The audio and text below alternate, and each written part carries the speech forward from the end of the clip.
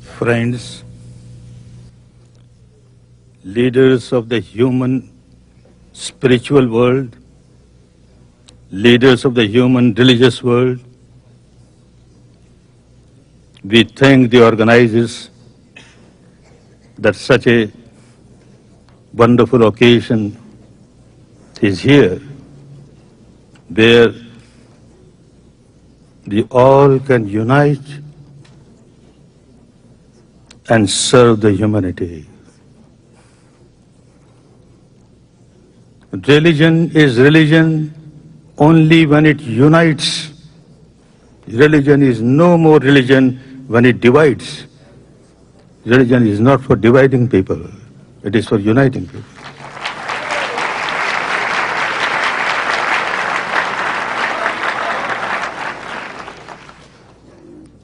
So much has been said about conversion, for conversion and against conversion.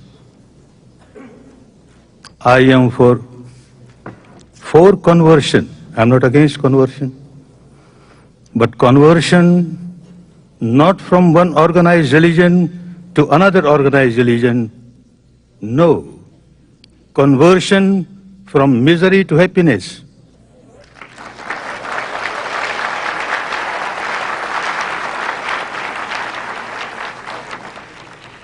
Conversion from bondage to liberation.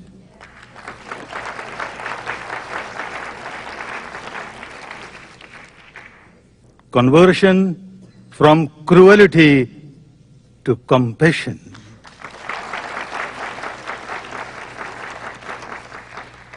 That is the conversion needed today.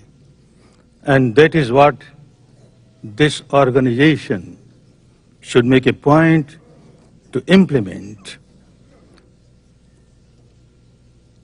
Our ancient country had not only given message of peace and harmony to the world, to the humanity, enlightened persons have given a method, a technique, how to have peace, how to have harmony. To me, to think of peace in the human society, we cannot ignore individuals. If there is no peace in the mind of the individual, I can't understand how can there be real peace in the human world.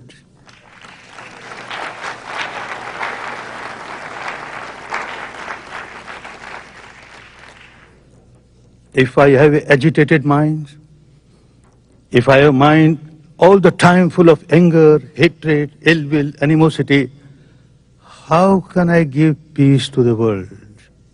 Because I have no peace myself. I am an agitated person.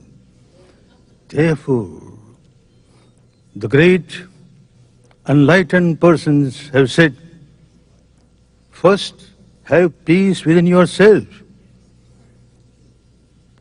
So one has to observe whether really there is peace in me or not. All the sages and saints and seers of the world have given this advice, know thyself, know thyself. Not merely at the intellectual level, not merely accepting at the emotional or devotional level, at the actual level. When you start experiencing the truth about yourself, within yourself, at the experiential level, many of the problems get solved.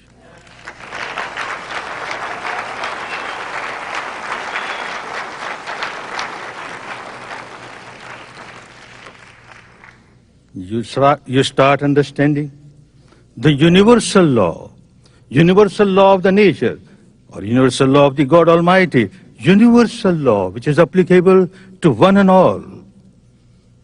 When I start observing within myself, and I find that I am generating anger, hatred, ill will, animosity, I immediately realize that I am the first victim of my anger.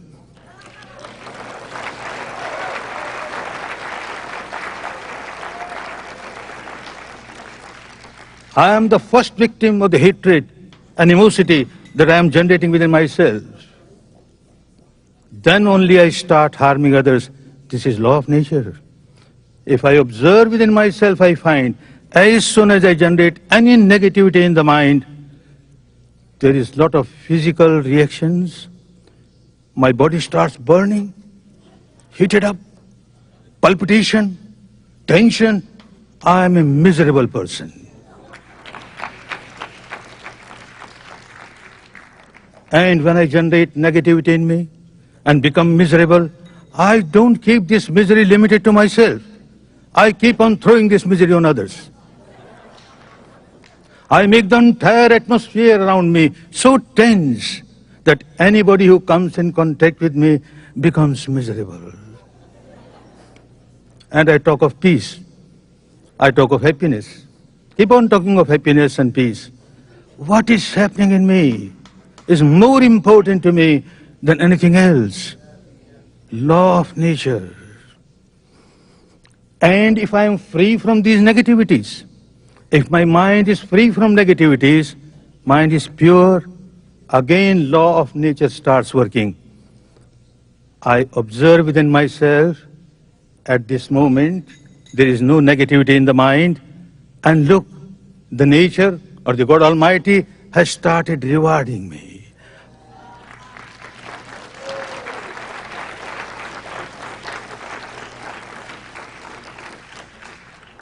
I feel so peaceful, so peaceful. As when I generate negativity, I observe, I become so miserable. So anyone belonging to this religion or that religion, this tradition or that tradition, this country or that country, when one breaks the law of the nature, one generates negativity in the mind, bound to suffer. The nature starts punishing this person. The hellfire within. One starts feeling the misery of hellfire within. This is the seed that I am sowing, the seed of hellfire within. After death, I will get nothing but hellfire. Law of nature is such. If I keep my mind pure, full of love, full of compassion, I enjoy the kingdom of heaven within myself.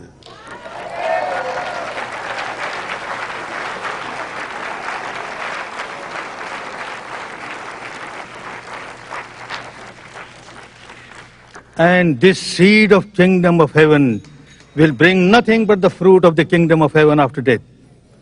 Whether I call myself a Hindu or a Muslim or a Christian or a Jain makes no difference. Makes no difference. Human being is human being. Human mind is human mind. Conversion should be from the impurity of the mind to purity of the mind.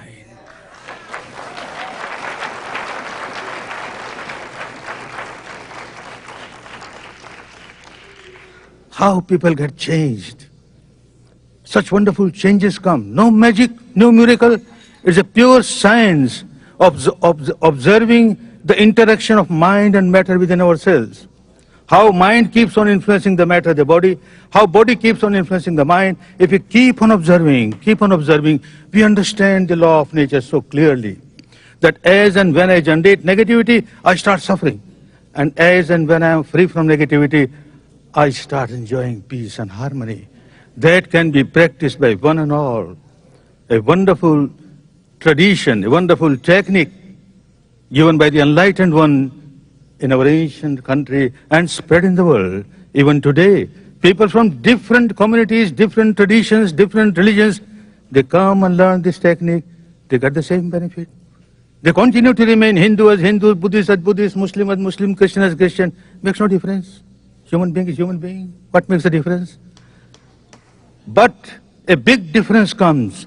They become real spiritual people, full of love, full of compassion, good for themselves, good for others. When I generate peace in my mind, the entire atmosphere around me gets permeated with the vibration of peace. Anybody who comes in contact with me starts enjoying peace. This is the real conversion which is necessary, nothing else.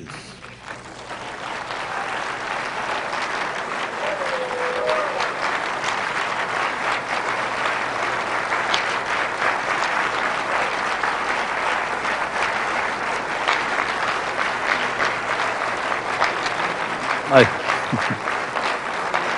thank you. I have heard the sound of the bell,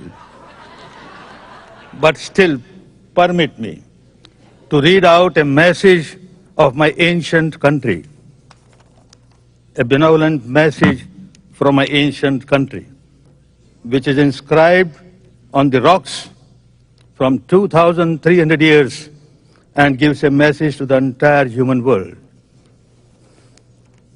The message of the great Emperor Ashoka, an ideal emperor, how an emperor rules. Now this message says,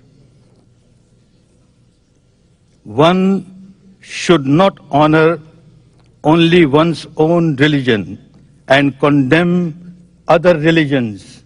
Important message to the world of today. You keep on condemning others, keep on saying that mine is the best, mine is the best. You are creating difficulties for the human beings. Instead, one should honor other religions for various reasons. Every religion worth the name has got this core, the wholesome core of love, compassion, goodwill. Every religion give honor to the religion because of this core. The outer shell always differs. This rite, that ritual, this ceremony, that ceremony, this belief, that belief. Don't quarrel on those. But whatever is inner essence, give importance to that, and there will be no quarrel. By so doing, one helps one's own religion to grow and also renders service to the religions of others. In acting otherwise, one digs the grave of one's own religion, understand, big warning, and harms other religions as well. The message says, someone who honors his own religion and condemns other religions may do so out of devotion to his religion, thinking, I will glorify my religion. But his actions injure his own religion more gravely. Now a message. Let all listen. Let all listen. The message of Dharma, the message of the universal law. Concord is good. It is only concord which helps us, not the quarrel. Let all be willing to listen to the doctrine professed by the others. Don't condemn anything. Give importance to the essence of the teaching of every religion, and there will be really peace, real harmony.